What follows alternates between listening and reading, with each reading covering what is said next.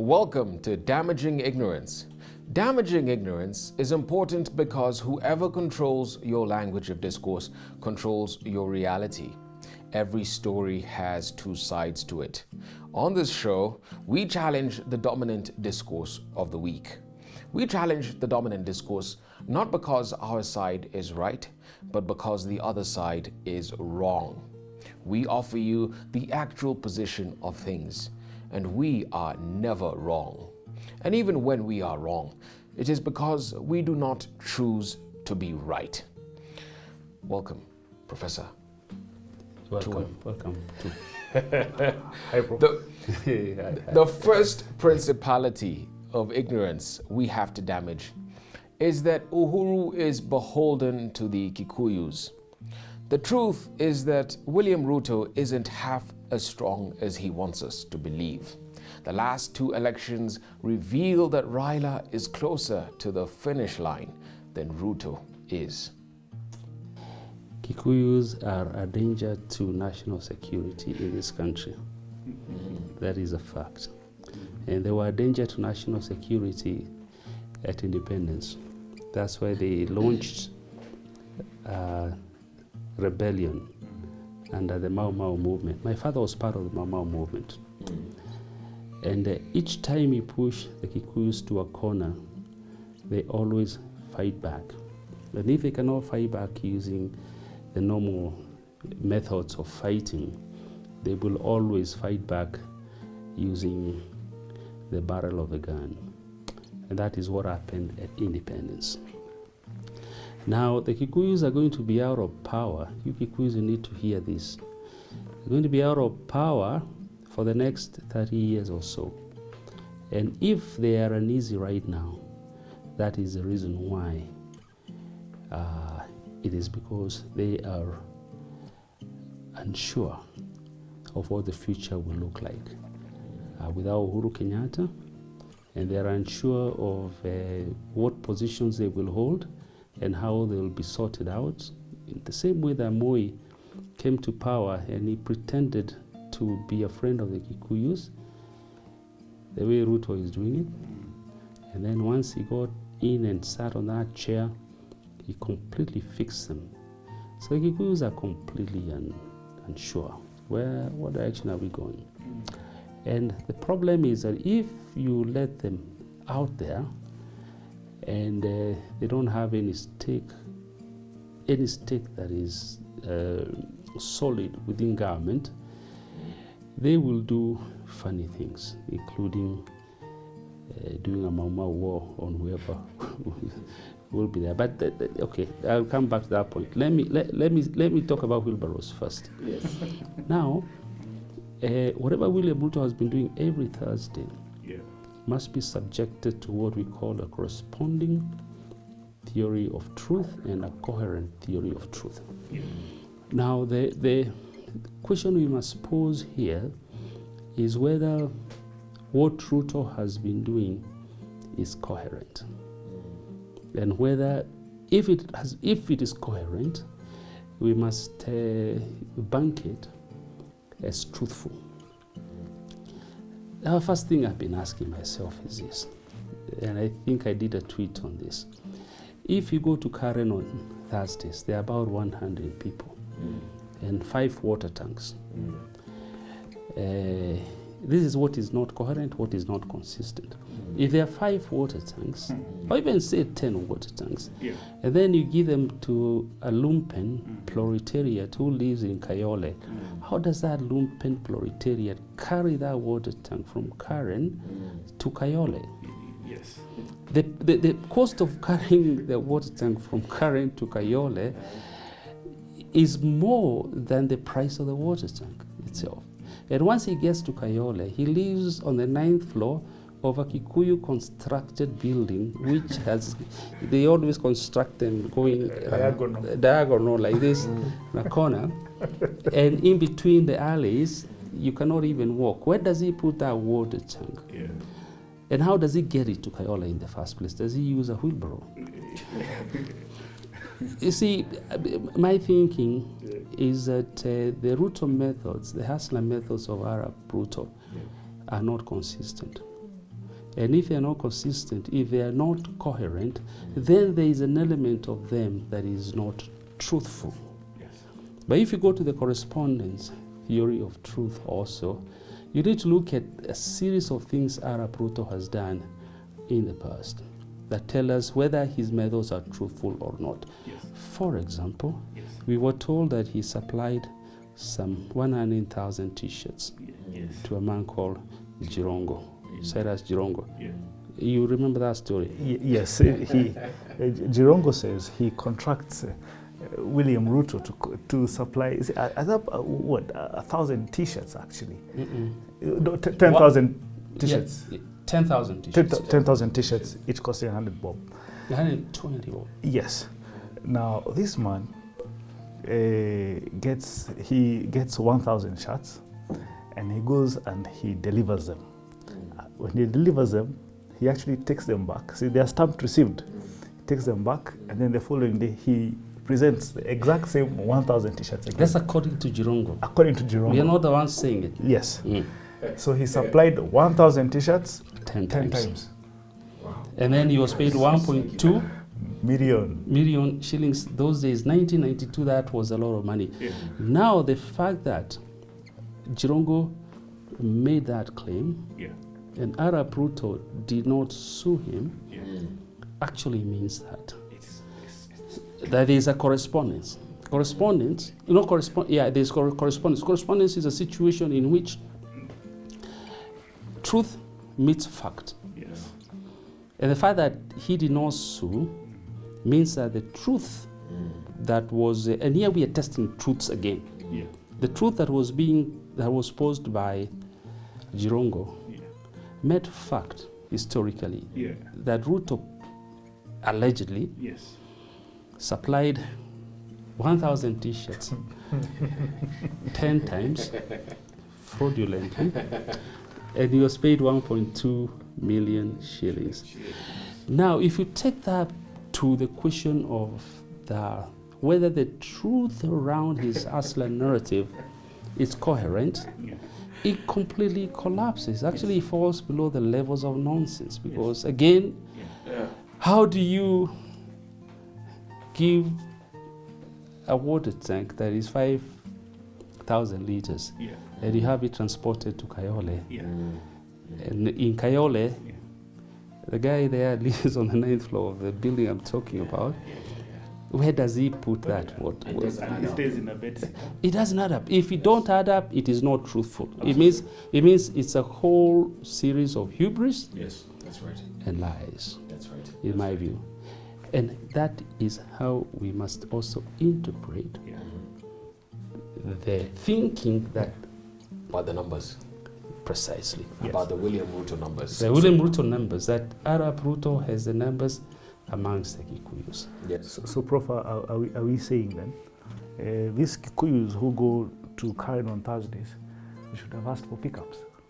Now, let me tell you, let me tell you, people, a wheelbarrow can only, by the way, a wheelbarrow is never used by a hustler, or is never owned. Hustlers don't have any use for wheelbarrows. Yeah. I don't know one single hustler who has a wheelbarrow, in my view. Wheelbarrows are owned by Laborers. no laborers. Ah. Now, if I'm constructing a building, like around here, I will go and buy 3-4 wheelbarrows to ferry the cement to my construction space and pour it out. So capitalists. He's a capitalist who own wheelbarrows. and if a hustler in the neighborhood comes to me and says, I have a wheelbarrow, which I want to rent out to you for purposes of doing the works that you're doing, I'll tell him to disappear and discuss. It is because wheelbarrows are owned by constructors, they are owned by farmers, but they are used by hustlers. So hustlers don't own them. Yeah, it's a utility thing. They only use them. Yes. And the aspiration of every Kikuyu is to own a pickup. Absolutely. A hilux. A hilux. I mean, not even hilux. It's Datsun 120Y. Okay. Yeah. For you, At 1200. 1200 for you to carry animal feed at the back.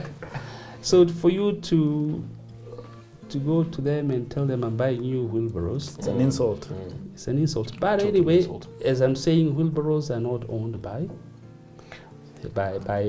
hustlers. They are owned By capitalists. by what we call the petit bourgeoisie. Yes. The middle class who are engaged in manual labor, and then hustlers only use them. Yes. They never own them. But anyway, that's a conversation for another day. Does William Ruto have the numbers amongst the Kikuyus? Yes. The answer is a resounding yes, he does. And there was another nondescript guy, I can't remember his name, the one who speaks with his, he thinks with his mouth open. He used to be my friend at the university, who was saying that William Ruto has 40% of the country if he were to hold an election today. Yes. And the fellow is right.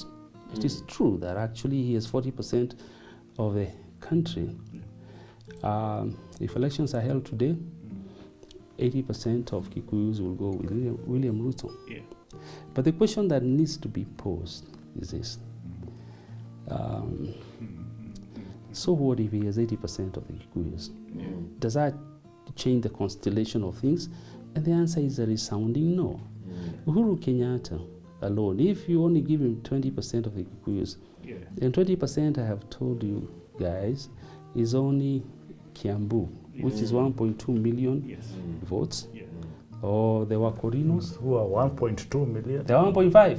1.5 million. 1.5. If you're to take only the Wakorino women, Yes. or the Wakorino part that is involved in doing house girl work, and they say they support Uhuru Kenyatta, then you take that amount of votes, you add it to the consistent 44% of Raila Odinga. Yeah. Because Raila had 44% in 2013, 44% in 2017. The 44% has gone nowhere. Yes. All he needs is 6% to be 50% plus 1, and 6% of the national vote is equivalent of 20% of Gema. Yeah. If Uhuru only gets 20% of Gema, which is one vote out of every 5, Yes. and he gives it to Raila, Raila becomes president, and then the Kikuyus are left in the wilderness, mangamangering, Becoming chicken sellers. tangatangering With William Ruto. with William Ruto. So my point on that is really that I think the Kikuyus have overrated themselves, and when they hold Uhuru Kenyatta at a ransom, they are doing it at their own peril, and it is more because, as I said before, the Kikuyus are holding him a ransom because they know that they will become a national security problem if we get out of this dispensation without knowing where they will go. But what they do not realize, by following William Ruto and the nondescripts from Gema that are going with him, is that it is better to be led by a lion than by 100 rats, according to Voltaire. Yes. Now all the Tanga fellows are rats, all of them. In fact, if you look at them properly, they look like rats. And by the way, they have tails. They only tuck the tails behind their trousers. Yeah, but it's better, you Kikuyu people, it is better to be led by a lion than by 100 rats, because 100 rats will take you absolutely nowhere. Yes. They'll cause you to believe that you are important, yet you are not. They'll cause you to believe that Uhuru Kenyatta needs you, yet he only needs Wakorino women only to make Raila Odinga president, if that's what he wants to do, and so on and so forth. And by the way, those Kikuyus can revoke my license as a Kikuyu, as a member of Kikuyuness, and But they can't take away who you are. you cannot take away the truth. I told you there will be tyranny of numbers. It happened. Now I'm telling you, the numbers are not with you. And so long as you continue to delude yourselves that you're important and that you can listen to 100 rats as opposed to listening to the one lion that is in place and ordained by God, you will find yourselves in the wilderness like the children of Israel. And then you will say that we didn't tell you. So Kikuyu nation needs Uhuru more than Uhuru needs them. Kikuyu nation, the Kikuyu nation is in a very dark place right now. The problem is that when you find yourself in a dark place, there are possibilities of you making very many wrong choices. You do remember when Moses went up, went to the tent of meeting at Mount Sinai, and God delayed him there because they were having conversations, and he was giving Moses details of what he really needs to do for the liberation of his people. What happened is Aaron, his assistant, was pressured by the Kikuyus because Uhuru was on the mountains receiving some commandments. Then Aaron, who is Ruto, was pressured by the Kikuyu 100 rats. They pressured him to culture a calf. In Kikuyu, a calf is called gashau. Gashau is a small cow. And then they did it using the golden earrings and rings they were having. And they said, this is going to be our new God. And indeed, they worshipped that God. And the whole of that generation that worshipped that calf god was completely exonerated from entering the promised land. So the Kikuyus are in a very dark place. And Arab Ruto has put together a calf for you to worship. Then you have decided to worship that calf. Now, if you don't see this, when this dispensation is over, you will realize that you worshipped a calf and you got completely expunged from the mission towards the promised land. And I'm saying this because it will happen. Arab Moi took us down that path. If I went Ruto was, when Arab Moi began to quote the Kikuyus, he behaved exactly the way Ruto is behaving. He befriended them. And do remember that all the vice presidents under Arab Moi were Kikuyu. But as he was having one vice president after another, he was deconstructing everything Kikuyu capital had built. And for 24 years, the Kikuyus garnished their teeth in pain. And that is where you...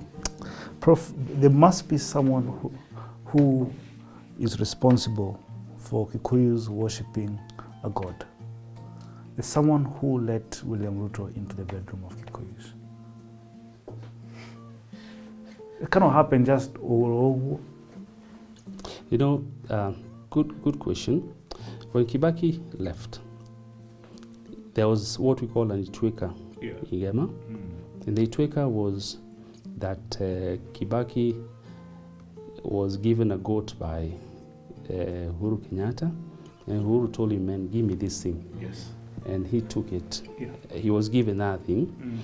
But when Kibaki left and Uhuru took over, the generation that is Uhuru's did not move in to replace the Kibaki generation. So you have some kind of discordance in terms of generational succession. Uhuru is in place as a chief amongst the Kikuyus, but the Wazes that were with Mwai Kibaki are still the ones who are holding fort amongst the Kikuyus. Now, if Uhuru has lost ground in Gema, he has lost that ground because my generation did not move in to take over, and support him as a generation, but we left the whole process of chaperoning the emanation to the wazees that were with Kibaki. And that is why the Kikuyus are in total confusion. But I want to add one more thing. And this, by the way, today we were not intending to talk about Kikuyus. But because Kikuyus are lost, we need to tell you one more thing. The reason why Gema is in problems right now is also because there are some people in the Uhuru generation who believe that they can inherit him and become the leader of Gema. Ain't gonna happen. And I say that because once a generation has taken over from the generation that was there, the person who becomes the leader of that generation can only hand over to a generation behind him. Yeah. Now, nobody in my age group, that is me, Peter Kenneth, Mutai Kagwe, none of us can inherit Uhuru Kenyatta as the leader of the Kikuyus. If we attempt to do that, it will fall flat on the face. And the problem is that the Kikuyus are looking for a successor to Uhuru Kenyatta within the tribe. And if you attempt to get a successor to Uhuru Kenyatta within the tribe, you will fail. They should look for a successor, not within the tribe, but nationally. But the leadership of the community is going to remain with this one man until your generation, or the ones in their 40s older than you, will come to Uhuru Kenyatta and to my generation and say, yo, we have brought a goat. Let us do something called Itweka. Yes. And then when we do Itweka, we say we are the government in place. Uhuru will convene us as his generation. Say, we as government in place, as some young fellows here who brought a goat. And they're saying we give them this leadership. Should we do it or not? And then we will debate amongst ourselves and say yes or no. But until such a time happens, Uhuru remains as a chief in waiting amongst the Kikuyus. And the Kikuyu leaders in my generation who are trying to inherit him are the ones who are causing confusion in the tribe. But they can do it and continue doing it so long as it is clear to them that all Uhuru needs is 20% of Gema to make Raila president. and then once he makes Raila president, if that is the intention, because Raila still has his 44% intact, then we will go for them.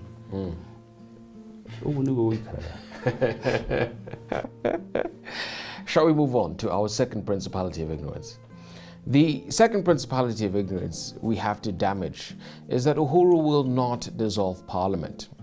The post-truth of the Maraga advisory is that Uhuru will dissolve parliament. This is a gift given to him by Elohim the Almighty, El Shaddai, Adonai. This is the Marshall Swindle, or the Helsinki Swindle of 1912. Tell us, what is the Marshall Swindle to him? 1912, a man called Frank Marshall and a man called Stefan Levinsky were having a game of chess. And Stefan Levinsky seemed like he was winning. Frank Marshall had a very lazy way of playing chess. And Stefan Levinsky looks like he's winning. Now, Frank Marshall sacrifices his queen. Right now, the queen in chess is the most powerful piece. And immediately, Stefan Levinsky sees that whatever move he makes, it will be a checkmate. What does the guy decide to do? Resign. So Frank Marshall won it, and that's why it's called the Frank Marshall. It's called the Marshall Swindle. So will the president pull a Marshall Swindle? Meaning that will he sacrifice the queen in order to get a checkmate? Yes, precisely.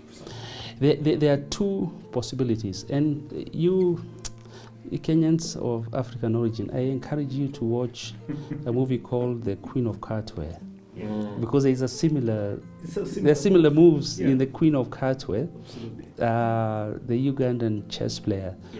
The point is that sometimes we do not see moves as they come, and it is because we are locked in certain paralysis of mind. We all believe that when Uhuru Kenyatta wants to continue as president, and we all believe that he wants to continue as president because he wants to benefit himself. Now Uhuru Kenyatta has had everything he would want to have. He's had a fantastic childhood. He has had no needs. Yeah. Anything he has wanted to have, he has had, including the presidency. And would he want to continue as president? It is possible that he is not interested. It is even possible that this thing is a botheration to him. And when you reach that place where you don't need anything, then is a place where God gives you everything. And I think Maraga, in his naivety, dissolved parliament thinking that he was fixing Uhuru Kenyatta. Now realizing that Uhuru Kenyatta does not need the presidency. Presidency does not make him any better than he already is. Right. No JMU would want to become president so that you can accumulate. Ruto would want to become president so that he can tell the hustlers that you too can become something. But Uhuru became president for no apparently good earthly reason. He became president because, well, he could, and but does he need to continue being president? Maybe not. Now, why am I saying this? You see, the dissolution of parliament favors him either way. One, if he dissolves parliament, we will have to go into a general election. And the general election is done in such a way that general election for parliament is done in such a way that we will have to have either a presidential election or we'll have to postpone the presidential election for a period of 5 years. So if we go today, he dissolves parliament, then the presidential election will have to happen in 2025. Yes, that's right. That is a constitution, and you need to go and read what the Attorney General's prayers to the courts look like.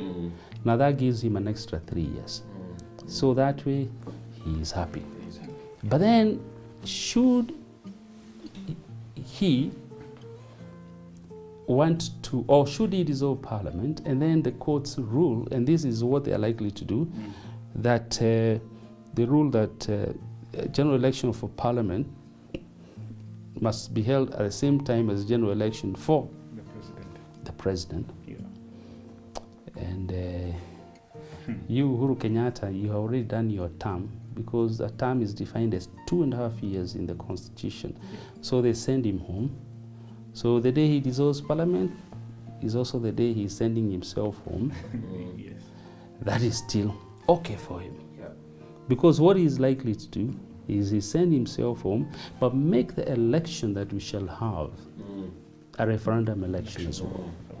And by a referendum election, and this happens in many countries of the world, is where you do the election, but at the same time you're doing the election, you're having a plebiscite, or you're having a referendum.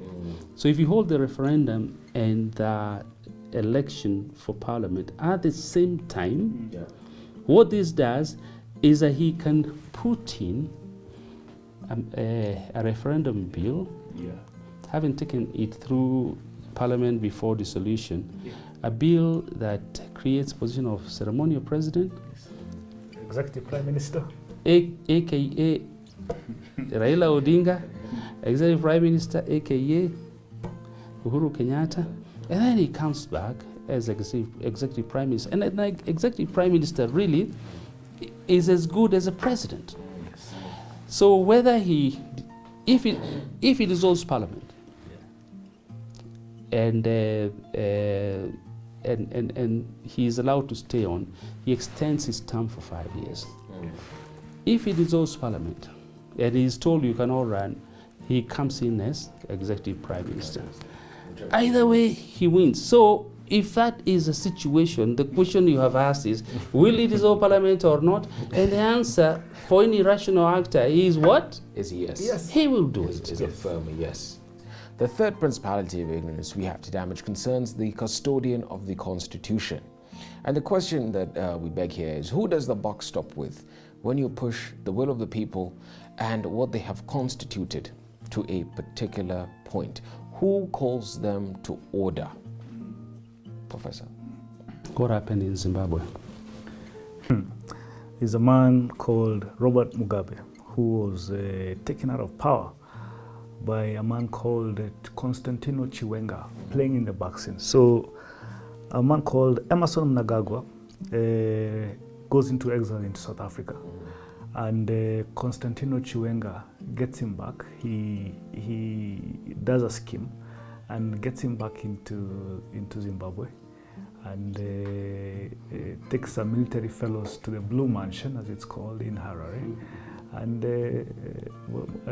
what's his name? Mugabe is overthrown. And before you know it, Emerson Mnangagwa returns to power from South Africa, and he becomes boss.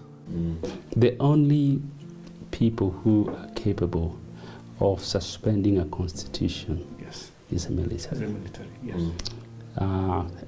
I have had some legal ignoramus arguing. They're ignoramus. It's people who studied political science from the windows of Taifa Hall as we were teaching it. As they were walking by, they were hearing concepts that we were talking about, and they believe that they understand policy. Yeah. I've had them argue that the judiciary is a custodian of the Constitution. Absolutely. There is nothing far from the truth in that. There is nothing below the level of political nonsense as that, because there is what we call the state. The state is located here, Yeah. and what we call government. Now, government has three arms: Yes. executive, Legislature. legislature, and the And judiciary. Yes. The judiciary is headed by a man called Maranga. Yes. Yeah, and then there's legislature, and then all of these things are headed by a man called Uhuru Kenyatta. Yes. But there's something that is separate and independent of government, Yes. which is called the state. Precisely. The state has many definitions, but the primary definition of a state is that it is an organization which has a monopoly of instruments of violence. Yes. That's right. Which means that for you to be a state, you must have a monopoly of instruments of violence.